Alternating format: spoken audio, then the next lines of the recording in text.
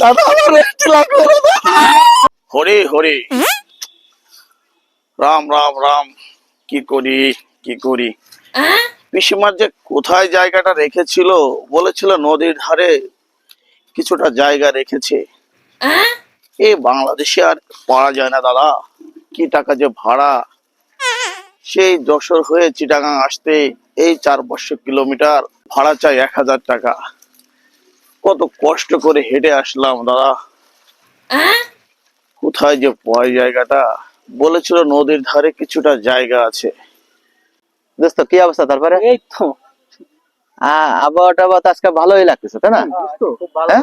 এই মালটা কি এরা তো এলাকায় আগে দেখি নাই। তাই তো, নতুনই তো দেখা যাচ্ছে।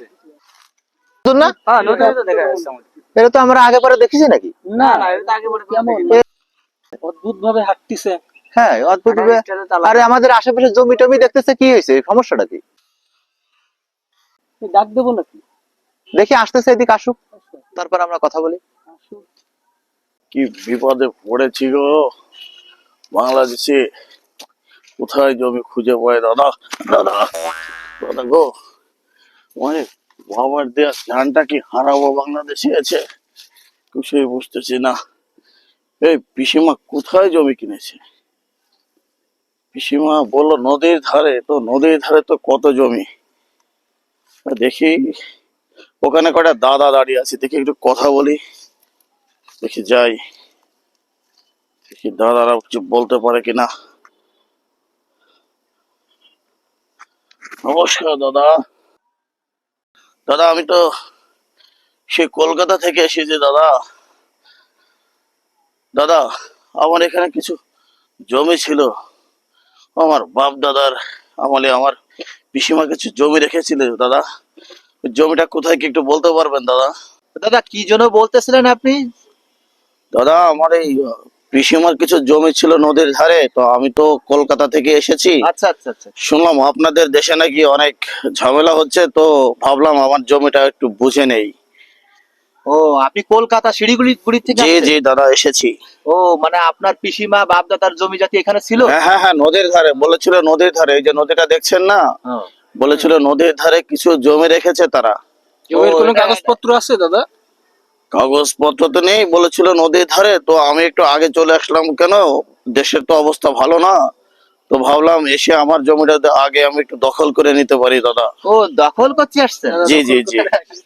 ও আচ্ছা আচ্ছা আচ্ছা, তাহলে তো দাদারের জমিটা দিতেই হয়। দাদা আপনারা হাসছেন কেন দাদা? আমি না না তো- না, দাদা আপনার জমি আমরা চিনি দাদা। আপনার জমি আমরা চিনি, আপনার যে জমির যে ম্যাপ, হ্যাঁ, এটা হ্যাঁ, আমরা অনেক আগে থেকেই জানি, কি তাই না? হ্যাঁ হ্যাঁ।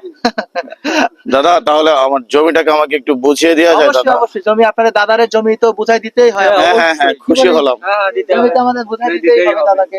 তাহলে দাদার জমিটা যে রেস্টি করে তো দিতে হবে। হ্যাঁ। তাহলে আজকের মধ্যেই আমরা রেস্টি করে দাদার জমিটা হ্যাঁ দাদা আজকেই রেজিস্ট্রি করে দেবো দাদা। আজকে রেস্টি করে দেবো, আপনাদের সমস্যা নেই। হ্যাঁ দাদা প্রণাম প্রণাম দাদা, দাদা ঠিক আছে, ঠিক দাদা আছে। দাদা প্রণাম দাদা প্রণাম ঠিক আছে, দাদা। আচ্ছা ঠিক আছে, তুমি এক কাজ করো তাহলে, বন্ধু, তাহলে তুমি এক করো দাদারে, আর তোমরা দাদাকে একটু জমিটা ওই আগে দেখাই নিয়ে আসো, পরে আমরা রেস্টি করার উদ্দেশ্যে যাবো আর কি, ঠিক আছে? আচ্ছা আচ্ছা দাদা আমাকে দাদা, যান। পুরো জমিটা একটু দিন আচ্ছা, দাদা। আচ্ছা, আচ্ছা, হ্যাঁ ঠিক আছে অবশ্যই দাদা, আপনাদের চলেন জন্য করবো। দাদা, আমাকে পুরো জমিটাই দেন দাদা। আমি এখানে থাকলাম, তোমরা আগে জমিটা তাহলে দেখাই দিয়ে আসো, হ্যাঁ? দাদা পুরো জমিটা দেবেন দাদা। পুরো টেনশন। দাদা রেজিস্ট্রি করবে নাকি? হ্যাঁ হ্যাঁ। জমি কি বুঝে পেয়েছেন দাদা? বুঝতে পেরেছেন দাদা? অবশ্যই দাদা। দাদা হ্যাঁ? কথা বলেন না দাদা। দাদা হ্যাঁ? দাদা দাদা তোর খবর কি? দাদাকে জমি বুঝাই দিছিস? হ্যাঁ দাদা জমি বুঝে পেয়েছেন না দাদা? দাদা তাহলে দাদাকে যখন জমি বুঝাই দিছিস, তাহলে দাদাকে জমিটা রেস্টি করে দিয়ে। এই তাই তো রেজিস্ট্রি করে দেওয়া হলো। দাদা আমার রেস্ট লাগবে না দাদা। এই এই আমার মায়ের দেয়া, ধর ধর ধর দাদা আমার মায়ের দেয়া, দাদা আমার এই দাদাকে ধর। রেস্ট লাগবে না দাদা, আমার রেস্ট লাগবে না দাদা রেজিস্ট্রি করে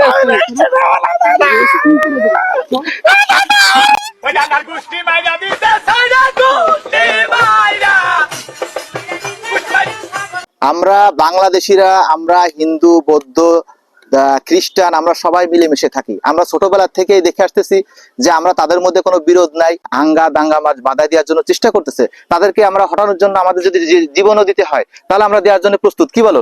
দাদারা মনে রাখবেন, মাতৃভূমির প্রশ্নে বাংলাদেশের সকল ধর্মের মানুষ, সকল বর্ণের মানুষ এক।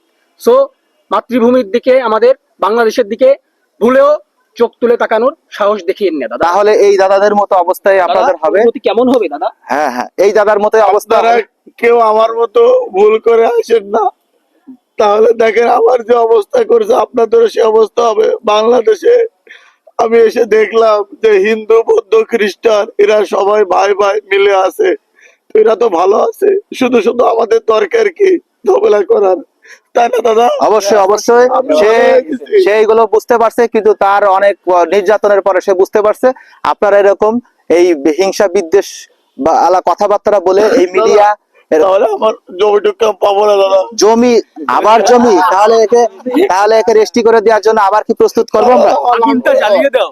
হ্যাঁ লাগবে না দাদা। আচ্ছা আচ্ছা, তাহলে তুমি সুন্দরভাবে তোমার শিলিগুড়িতে চলে যাওয়ার জন্য প্রস্তুতি নাও। হ্যাঁ তুমি তোমার দেশে চলে দাদা যাও দাদা। এসে আপনাদের দাওয়া থাকলো, আর কিছু লাগবে না, মায়ের দেওয়া চারটা ভিক্ষা দেন দাদা। আচ্ছা যা, আচ্ছা আচ্ছা আচ্ছা, ঠিক আছে ঠিক আছে ঠিক আছে ঠিক আছে, যাও যাও যাও চলে যাও। আসি দাদা। এই জামাগুলো দে। এক কাপ চা খেয়ে যাবেন এই, দাদা। আচ্ছা এই তোমার জামাগুলো নিয়ে যাও যাও।